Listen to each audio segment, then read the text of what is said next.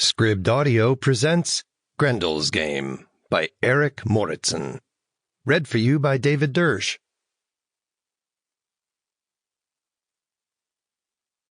1. A Departure. Saturday, October 8th.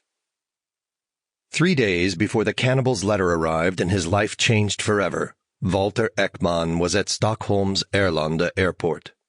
It was an unusually bright, cloudless fall afternoon. Beyond the tinted glass wall overlooking the runways, sunlight glinted on taxiing planes, their engines' noise muted by the thick glass. Arlanda was a clone of other large international airports, an anonymously modern, noisy sprawl crowded with a bustling mix of the world's nations. Rushing to make flights, some trailed wheeled luggage, others waited in long lines at ticket counters, their faces edged with impatience or boredom. Clusters of people had gathered near gate exits, searching expectantly for arriving family and friends, or like Ekman, were there to see them off. His parents were leaving for a month's visit with friends in sunny Malta, and he'd driven them to the airport from their apartment in Gamlestaden, the city's medieval center. "Why spend 3 hours to come from Weltenborga when we can simply take a taxi?" they'd protested. But Ekman insisted he wanted to see them off. He felt guilty about not visiting for 2 months. Most of all, he was afraid he might never see them again, although he knew this was irrational. Gustav, 83, and Mai, 81, were in good health, and Malta was safe. Ekman's wife, Ingrid, had agreed with his parents that it made no sense and decided not to come.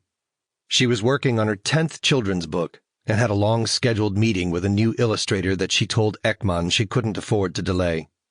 "Give them an extra hug from me," she'd said that morning as she took his coat from the hall closet. He'd bent down to kiss her goodbye, as he had every day for 33 years, his 6'5" dwarfing her petite figure. His mother's simple blue pantsuit contrasted with his father's jaunty outfit. Gustav wore a tan linen jacket with white trousers, a bright red tie, and a Panama hat tilted at a rakish angle. He leaned on an ebony cane, but claimed it wasn't needed. It was simply decorative. Ekman noticed that although he had a protective hand on Mai's elbow, his father was ogling 2 pretty young women walking by. Gustav glanced over, saw his son watching, and winked, as if to say, "I'm still not too old to look."